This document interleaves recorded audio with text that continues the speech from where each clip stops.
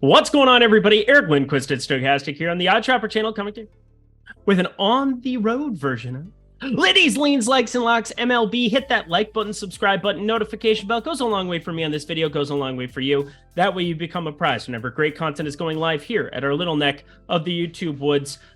Decent little start to the morning, mainly because Chris Taylor home run came through in the premium Discord, had two plays from that. Well, ended up having the Dodgers -1.5 in addition, but two home run plays, going 1 for 2 and having the longer shot guy hit instead of Max Muncy. This home run heater is just apparently not going to go away anytime soon, and apparently me getting screwed over when it comes to some of these locks is never going to go away either. Yeah, Houston's up 2-0, but Yordan Alvarez just got pulled from the game here. The main reason I just wanted to see him in the lineup here before they turn over into tomorrow. They have a series with Cleveland. We'll talk about that entire situation, and I don't know, the other 14 games that exist here on this 15-game MLB slate that we have for Friday. I've got my producer here, Jacob. We've got BetMGM along for the ride, as well as Manscaped.com. Excited to be talking about their products as well. You can use promo code Stochastic. Jump down there. You want to take care of yourself? I think you do. Happy weekend. Happy summer, everybody. It's officially here. We're starting to see temperatures heat up. Looking at some totals, starting to incorporate a little bit more of that into the analysis. Well, we also have fires going on in Canada coming down, canceling a Washington, D.C. game. A little bit different. They are playing the doubleheader here. White Sox did win that game one. Hopefully some of you guys were able to tail that one. I am stupid and didn't put that bet in before coming to Napa, California. So well done, Eric. Lean turned into a like that you know what, just running so good with some of these outrights. But hey, as long as the home run heater continues, things will be great. But looking forward to talking through this entire situation. Producer Jacob, 15 games. Let's get to the picks. We begin our day with the Diamondbacks and the Motor City Kitties. Yes, the Detroit Tigers. They're going to be hosting them, and Merrill Kelly on the mound. I think you know by now. I like him a lot. I like him a lot. Dumb and Dumber, one of the greats. Michael Lorenzen on the other side. You probably shouldn't explain every movie that you quote because then it's less funny. But Michael Lorenzen, 19.6% K rate for him. He was once upon a time an outfielder with the Cincinnati Reds. Then he was with the Angels. He's never been a great pitcher, so that's problematic. Although this has been the best rendition we've probably seen of him in this starting role. A 311 xWOBA, a diminished walk rate, 5.7%. and a 41.6% hard hit percentage that's somehow not affecting him as much as it did in days of yore, that mainly being 2021, 2022. That means he has 3.21 ERA, which would be one of his best numbers since he was a reliever back in those late 2010 seasons. 2018, look at that, 3.11 ERA. 2019, 2.92. And then once he turned into a starter, things got off the rails. So nice to see him at least succeeding with an expected ERA under 4. I think what's difficult about this game is that I think you're probably forced into some type of a like a run line play here on Arizona to get any kind of fair value back. And what I mean by that is Arizona is one of those teams that come down to competitive games here. I don't really trust the bullpen enough to be able to go to some of these run lines. I think runs, they're going to just outscore some teams from time to time. That's why they have this ridiculous record so far of 37-25 this season in a competitive NL West. It's going to be a fun race to the finish there between them and San Diego, because it looks like the Dodgers, they're pretty good. Just throwing it out there, almost like Groundhog's Day every single time. But Arizona -1.5. I'm going to be leaning that direction because I don't really find this to be all that appealing of a game here. Getting what? -130, -140. Sorry, -140 there on the money line. Looking at +110 over there on DK. By the way, I'm getting blinded by these windows. I'm getting blinded by my iPad. I'm going to be putting in the work though. 15 game slate. We're starting with a lean. Let's get ourselves to the next. I am so brave, as producer Jacob just said. I am just putting in that work, but I'm legitimately getting blinded just to even look visible. Invisible. I'm visible again. Invisible. I'm visible again. Something like that. You guys don't care. Cool. I'll just give you the picks. Andrew Heaney here. We've got going up against Tyler Glass now. Andrew Heaney, mainly a strikeout specialist. It was bonkers with the Dodgers. They revamped some of his arsenal. It's like they know what they're doing. 35.5% K rate last year, but now we're back to kind of his career average at 24.5%.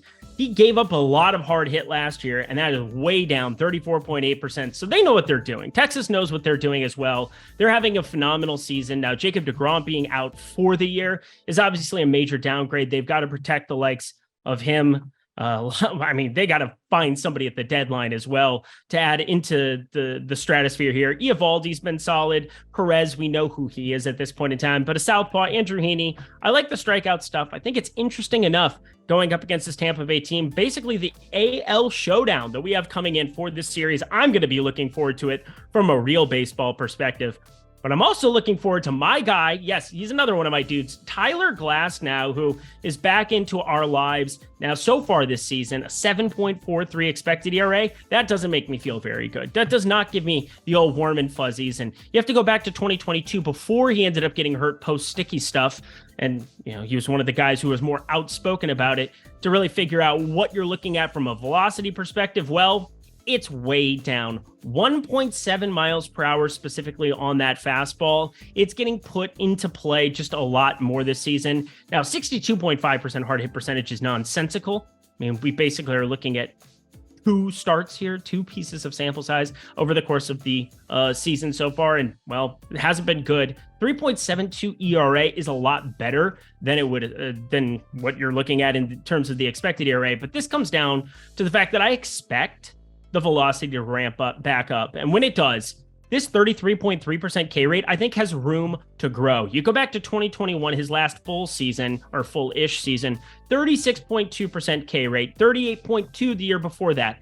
That's the kind of pitcher this dude is. That slider can be nasty. The fastball is generally going to be getting a lot more swings and misses than the norm as well. So I think this is a spot where it's just a pitcher's duel, turning over to decent bullpens. And despite how insanely scary these offenses are, number one and number two in terms of WRC plus, that should tell you that an 8 total here, despite those offenses, is probably efficient. If not, looking a little bit better to fire up the under. Yes, I'm interested in the under. It's terrifying. Now, there are some 8.5s that exist around the world. We've got minus 117 in some places here too, but I'm looking at an aggressive under of 8, mainly because I like the payout that you're getting a little bit better as you look at some of those numbers. Probably something that I don't talk about enough here, but considering 8 is even money on DraftKings Sportsbook and Caesar Sportsbook, I like that more than going to 8.5 if it were to move to that direction and be sitting at minus 120 or minus 125. The Yankees up there, looks like they're going to get both of these doubleheader games in. Just started that second one here. Going to be watching that one intensely. Just glad everybody's breathing okay up there. Wild stuff. But Boston and New York, the storied franchises, they are going to be matching up in this one. This is a series everybody kind of circles, stars, highlights, even from just a fan perspective. You don't have to be a fan of either one of these teams to enjoy it.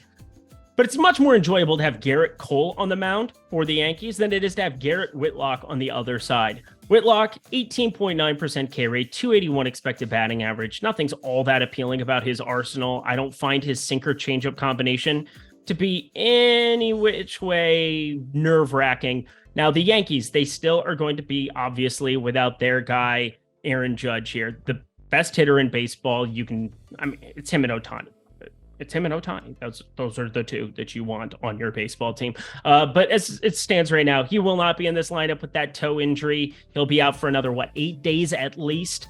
That's going to open up some playing time for Willie Calhoun, who's actually been more serviceable than I expected here. 42.9% hard hit percentage, 385 expected slugging, and Anthony Volpe, Anthony Rizzo, obviously we've been riding him pretty hard this season. Has been really good when we've gone to the well there. But Giancarlo Stanton back into the mix. Josh Donaldson coming off of a game where the doubleheader did have some turnover like we expected. I expect them to have their A team minus Judge, which is, kind of their F team, I suppose.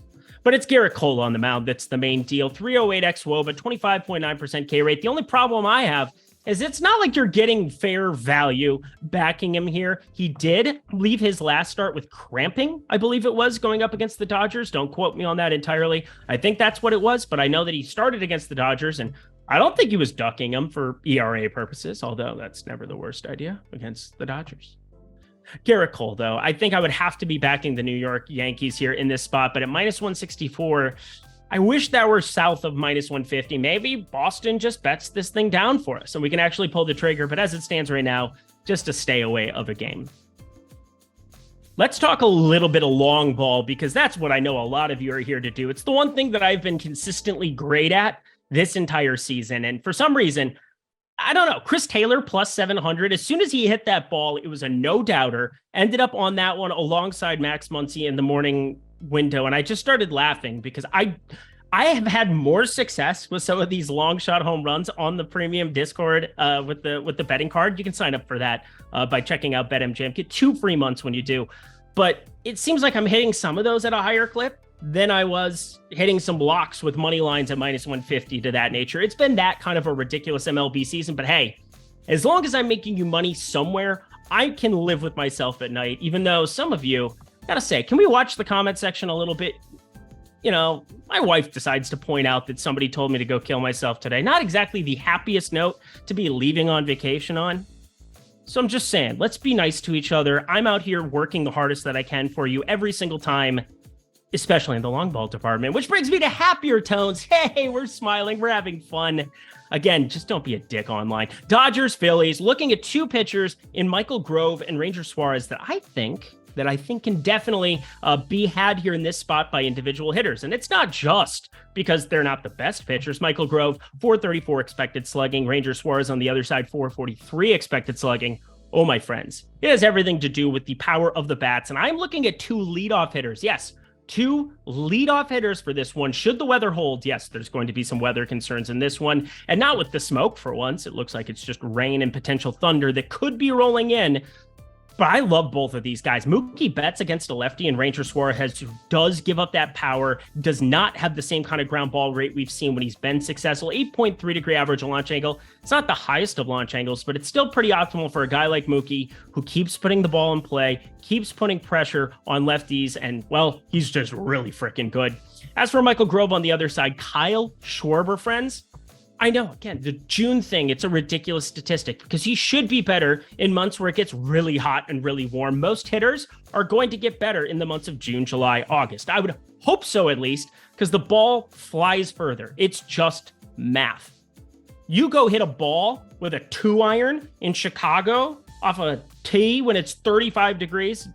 I'm just talking from personal experience. I have no clue about hitting a baseball, but Kyle Schwarber, 471 expected slugging, 48.9% hard hit percentage himself. I expect major positive regression for a guy who should be hitting 50 homers pretty much every single time he shows up in a lineup every single season, barring health. And, well, despite a 173 average, he still has 16 on the season. So I expect even more positivity there for him. So I'm looking at Betts. I'm looking at Schwarber. I find it unlikely that at least one of them doesn't have a number that I want to bet. And if you want to know which one I do pull the trigger on, or it could be both, that's why it says and or, hit me up on Twitter at Eric Lindquist. Again, let's be nice over there in the internet streets.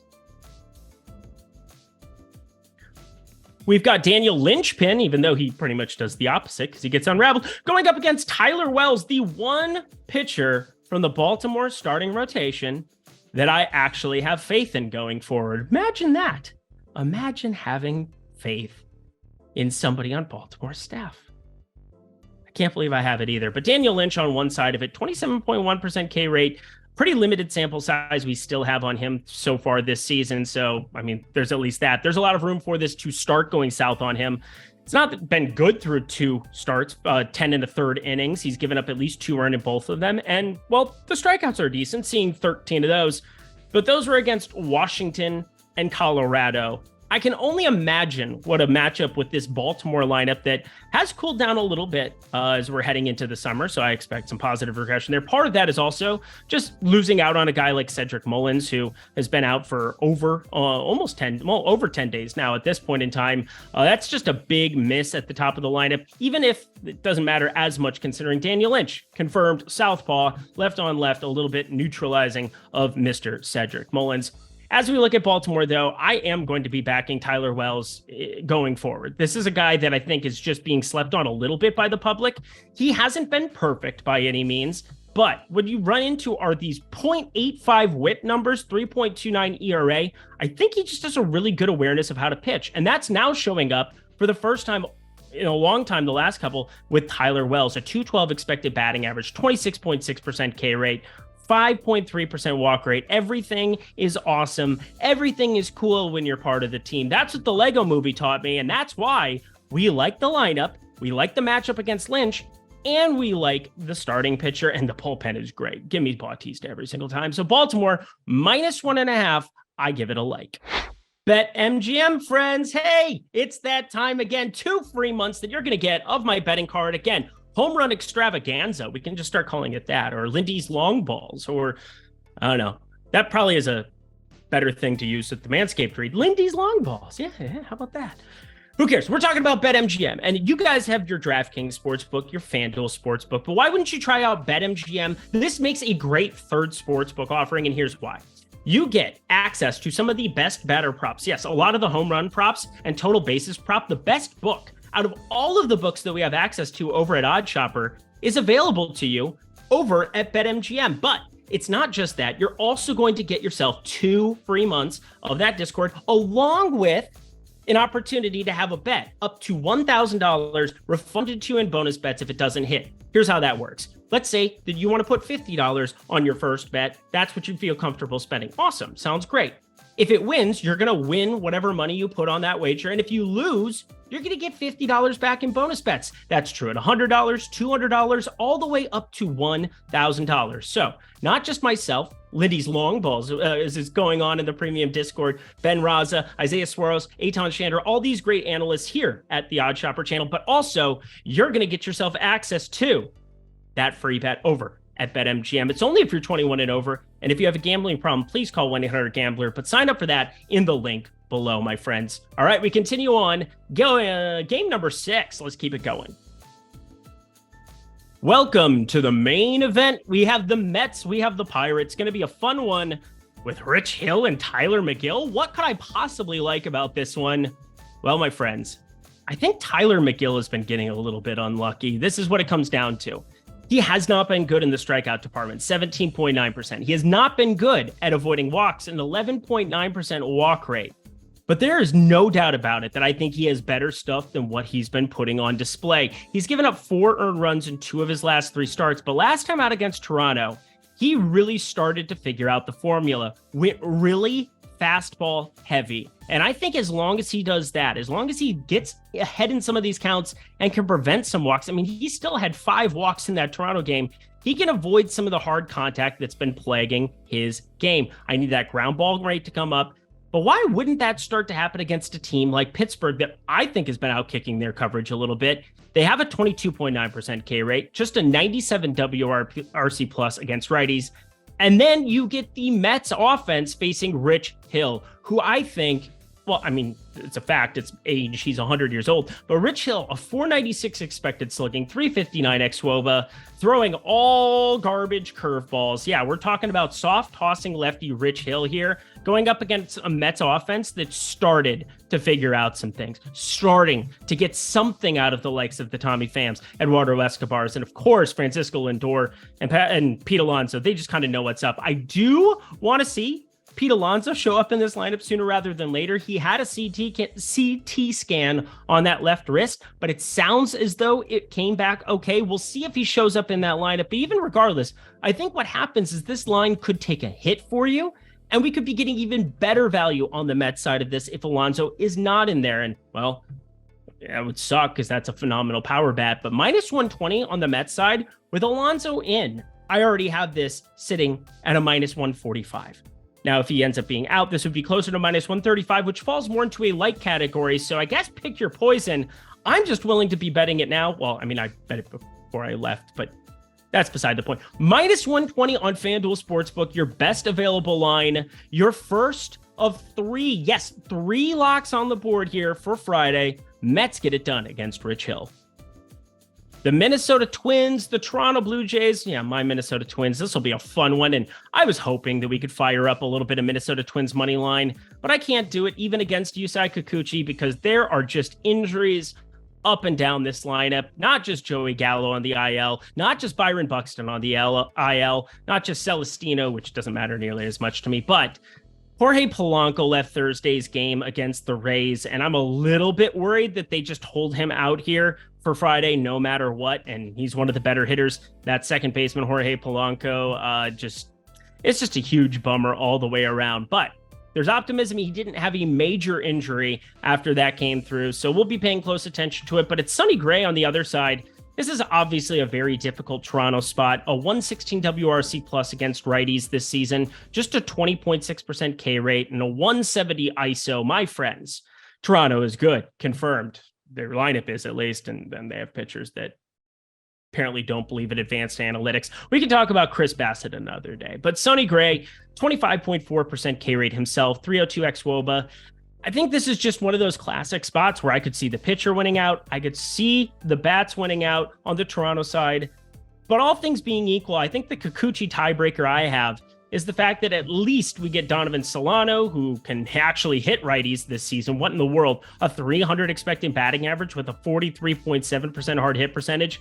Don't expect that to continue. And, well, yeah, no Byron Buxton really sucks too. But Kyle Garlick sounds like he might be getting another shot here at the bigs. That's a decent enough righty. Willie Castro's awful. But as you're going through some of these numbers, I think they profile pretty decently against a lefty as it stands right now. Against lefty or against right-handed pitching, it might be a little bit more of a problem. But you know by now, Kikuchi, he can give up power to both sides, no doubt about it. And then you have the Kirilloffs and the Royce Lewises that are new to this lineup that I just know, love, and enjoy. So I am leaning the over 8.5. Don't have a play from it as of right now. As always, if you want to know if I end up pulling the trigger, hit me up on Twitter, ask me. I will let you know if I do. Houston and Cleveland up here next, friends. And Christian Javier, really good stuff. 2.84 ERA, 0.99 whip. He's just continued to improve. This is why you don't want to overreact to the first couple starts over the course of the season. Against the White Sox, didn't have it. Against Pittsburgh, didn't really have it at the beginning of the season. Gave up 3-4 earned runs. Since then, has not given up more than 4 runs, or more than 3 runs in a game, period. In his last 4, has only given up 1 earned. Has gone at least 6 in 5 of his last 6. This guy is just a stud. Christian Javier, there's really nothing you can poke in the arsenal, but I can poke at the number considering Yordan Alvarez, my dude. I don't know if he's going to be playing tomorrow. Left with right oblique tightness against Toronto on Thursday. Doesn't sound great. Seems like with a guy like Yordan Alvarez, who is your prize jewel of that lineup, you might be holding him out on Friday no matter what happens. And especially when it's going to be a guy like Logan Allen, a lefty up there, where maybe you can get by for a day without him. Logan Allen, a 2.76 ERA. Yay for him. Congratulations, young man. He has a 4.31 expected ERA. He has a 9.6% barrel percentage. I expect major negative regression coming his direction.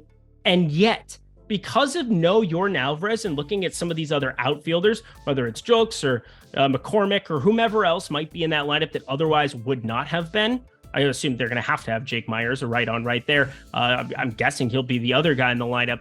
That's a huge downgrade from Yordan Alvarez. It just is. That's why Cleveland money line at plus money would be the more appealing option. I just don't really know what to make of this spot here without Alvarez's presence. He's one of those maybe 10, 12 batters in all of baseball that you really might be moving a line a considerable amount rather than just like a very, very minimal amount. It's one of 9 guys who are hitting routinely. But when that guy is a 40, 50 home run hitter routinely and hits for average and hits both sides well, it's not good. Cleveland money line, simply a lean. We continue on. Heading to Hotlanta. I don't think it's going to be that hot tomorrow from what I saw. 79 degrees, sunny. Sounds like a great night for baseball. Sounds even better when they add a new guy to the fray. Oh, it's going to be fun to talk about. We'll talk about Josiah Gray here first before I jump to the Atlanta side. But Washington's Josiah Gray, 3.09 ERA, 1.42 whip. Something's a little bit out of balance there. The strikeout rate has gone way down, and yet this has been his best season, I think, in the majors by a considerable margin. So I don't know what entirely to make of that other than 37% hard hit percentage. You limit that, you can limit major league hitters when the ball isn't flying out of the yard routinely this year. I don't think it's a ball issue, by the way. But let's go to the Atlanta side and why we are locking this team in. AJ Smith-Shawver. This guy is a name you want to get familiar with, and I don't think he's going to be Spencer Strider by any stretch of the imagination. But it is really hard to work yourself from high A ball as a 21-year-old, or 20. He's not even 21. Dude can't even get a beer. How about that? 20 years old, literally ramps himself up. He's 22 now, but it was when he entered the bigs. 1.09 ERA, 45 strikeouts through 33 starts, going from high A to double A to triple A Gwinnett. So AJ Smith-Shawver is that kind of a dude. We did see him appear here 4 days ago, making his debut, even though it wasn't in a start. This will be his first major league start, but pitched 39 pitches, 2 1/3. I'm not going to read too much into that. I think he'll get closer to a full workload here. And you just look through some of his stuff, and I think it just looks nasty. I think he's going to be a very serviceable pitcher. And he came absolutely out of nowhere. 7th round pick, 217th pick.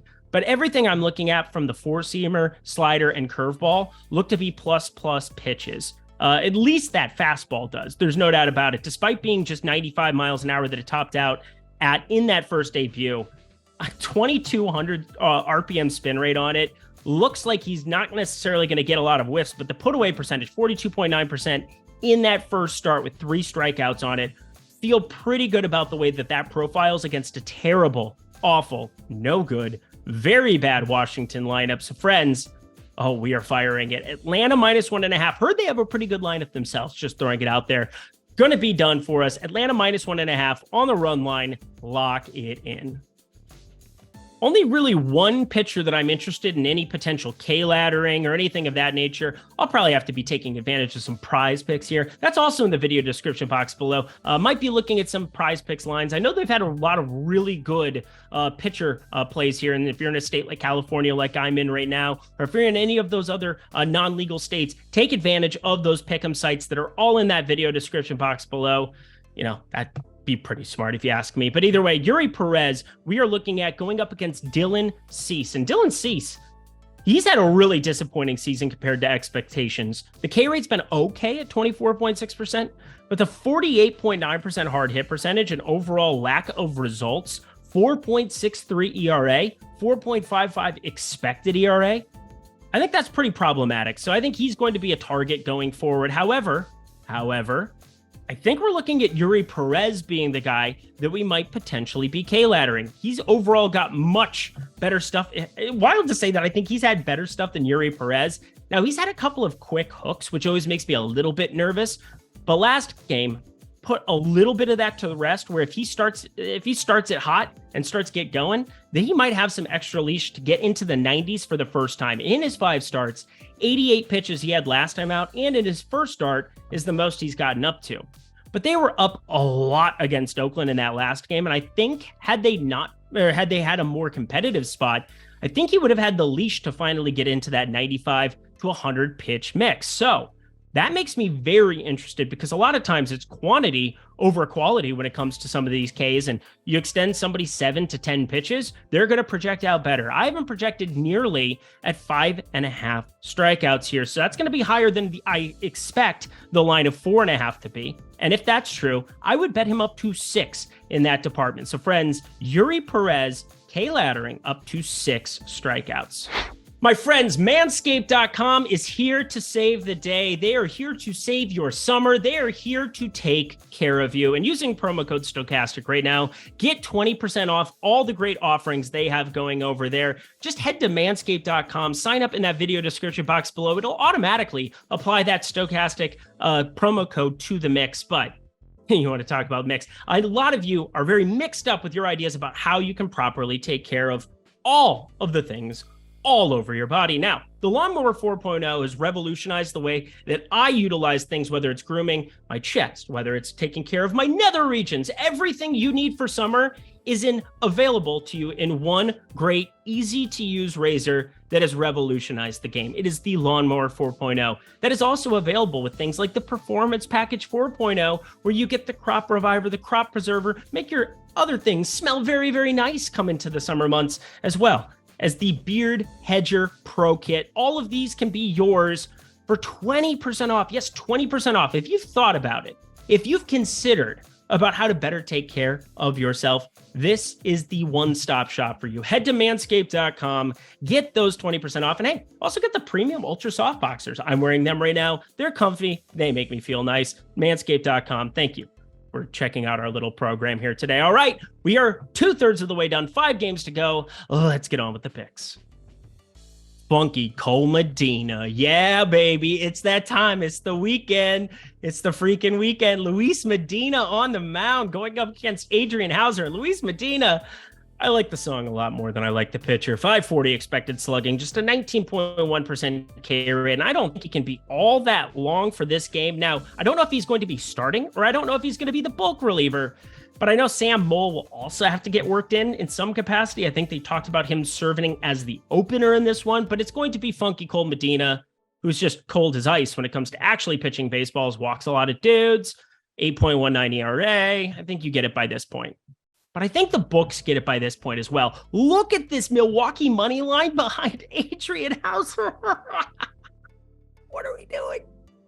Oh, this is so dumb. Minus 225 in spots. Minus 235 in spots. It's Adrian Hauser on the mound. 14.1% K rate, 276 expected batting average. It's terrible. He throws a lot of sloppy pitches. He does avoid barrels. He does limit walks. So those are two positive things that I will say about him. My mother always said you have to say two nice things for every bad thing you say about somebody. It's kind of a fucked up rule if we're being honest. But either way, looking at this spot, I think it's just a lean on the Milwaukee side. Do you feel like backing Oakland here in this spot? Because I sure don't. Even though threw them out there the other day, they actually put together a win. That was wild stuff. I screwed that up. That's a conversation for a different day. But Milwaukee minus 1.5, just a lean. God, I want to bet the props and everything in this game right now so badly, and I just can't because they're not available to me. Damn you, world. It's okay. We got Jordan Montgomery. We've got our guy, Ben Lively. He's not our guy. I'm just throwing it out there. But he's been really, really good in just his 6 starts so far this season. 3.03 ERA, 1.01 whip. I think he is getting majorly undervalued here in this spot, considering some of the upgrades to the Cincinnati lineup of late. Those are specifically two very obvious ones in Matt McClain and Ellie De La Cruz, who hit that homer for us in the premium Discord. And I like him very much. And he has the last name of my favorite Disney movie character. Well, not my favorite character because the character murdered someone. That would be bad.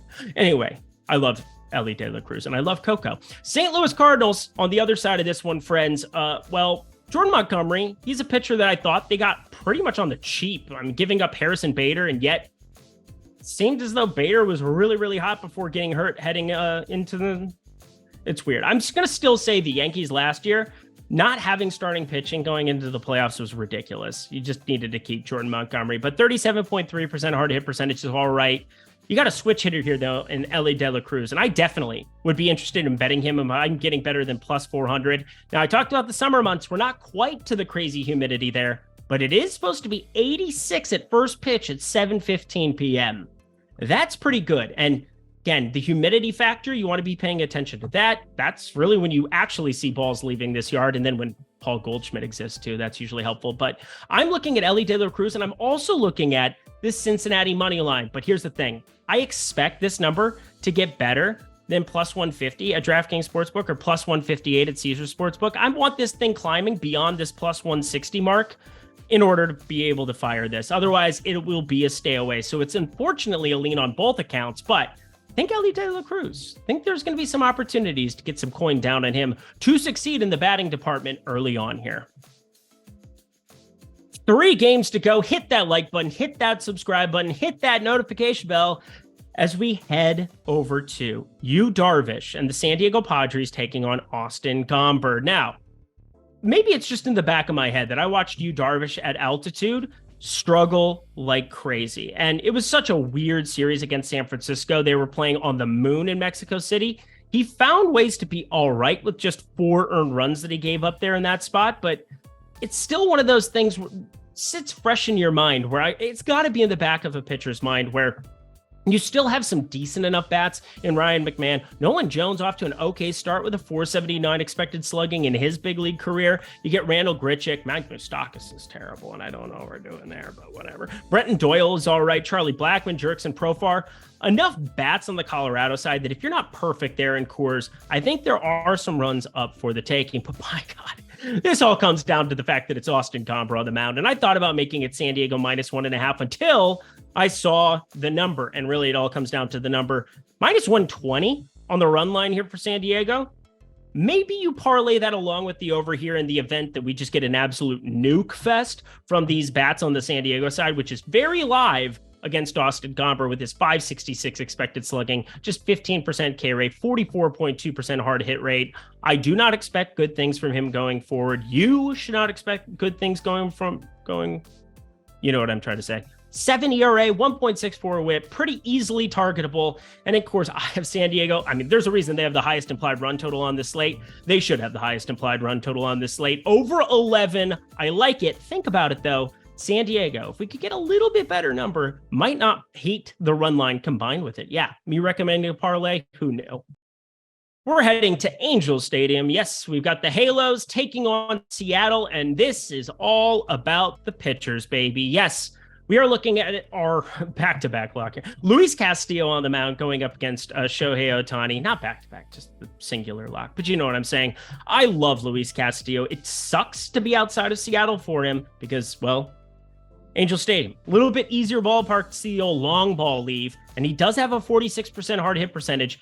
And the Angels do have Shohei Ohtani and Mike Trout and Anthony Rendon until he gets inevitably hurt. Taylor Ward, Brandon Drury, Mickey Moniak is hitting the ball pretty hard with a 513 expected slugging so far. There are some major bats in that Angels lineup. But against righties this season, said a surprising 107 WRC plus. That's sixth best in baseball, even though they're way better against lefties. Yeah, they're way better against lefties, 120 WRC plus, but they're good in either fashion. But Shohei Ohtani on the mound here on the other side. Oh boy, oh boy. Can we just back him here? Coming off of a Houston game that I'm just going to throw out the window. Gave up 9 hits, 5 earned runs. I'm not concerned. Going into Houston is a lot different than pitching at home against the Seattle offense that I just don't find a lot of ways that they're going to create runs against Ohtani unless Ohtani has some kind of a walk issue or something that's just underlying that I'm not seeing. They have just a 147 ISO so far this season against right-handed pitching. And the big key for me, tied for second highest K rate, 25.7% K rate against right-handed pitching as a team. I like the under. I like the under a lot. It's at 7.5 right now. There are 7s that have already moved since I recorded this program. And well, 7.5 does have some juice attached to it over at FanDuel, sitting at minus 124, but I do not give a flying F. The difference between betting this at 7 and betting it at 7.5 is so gigantic when you're talking about a low total. So minus 7.5, you have to be betting it at that number. At 7, I'm more inclined to just stay away, but it is lock button at this 7.5 number. And the last game of the night here, we're heading to San Francisco, pretty close to me here. Nah, it's pretty far away. We got the Cubs, we got the Giants. Maybe I was just thinking maybe I could drive. That was a lot that processed in like 3 seconds there. I know, I think sometimes. Marcus Stroman on the mound going up against Anthony DeSclafani here, and Stroman had really good success in terms of K rate against some of these lefty bats, and he's got a lot of them to contend with in this lineup. Jock Peterson, you got Mike Yastrzemski, Michael Conforto starting to hit the ball really hard with a 46.4% K rate, but they're really undervalued here, the Cubs are. They travel really well, so it's like every game's a home game. They're at even money here against a Giant squad. With DeSclafani, I find him to be okay with the 45.3% hard hit percentage is bad. The 17.6% K rate is also not great, but he does limit some of the damage that's self-inflicted, just a 4% walk rate. And the slider sinker combination, considering those are his primary pitches, does keep hitters off balance enough that he can find success from time to time. Now, he's got just barely under a sub 4 ERA, but because of that low walk rate, you're looking at a 1.12 whip, which I think is pretty intriguing enough that we're staying away. So although I think the value is there on the Cubs side, that's why the money line, Cubs, lean, last play here, I'm not going to be betting it more than likely here on Friday. And that does it for another edition of Lindy's Leans, Likes, and Locks. You know what to do. Go to that comment section below. Let me know your favorite plays on the slate for Friday. Let me know if there's anything else that, well, I'm going to go enjoy some fine wine here on Friday. That's for sure. Going to be a great time out here for a buddy's wedding. Looking forward to it all. Hope you all have a phenomenal weekend. Let's be kind. Let's be awesome. And let's make some money here. I promise. Picks are just going to keep getting better. We're just going to keep getting better. It'll all be okay. Thank you to producer Jacob for another great week of work. Thank you to all of you for checking in. Hit that like button, hit that subscribe button, hit that notification bell. Check out BetMGM, check out Manscaped. I'm going to get myself the heck up out of here. Until next week, friends, I'm Eric Lindquist. Best of luck in the MLB streets on Friday.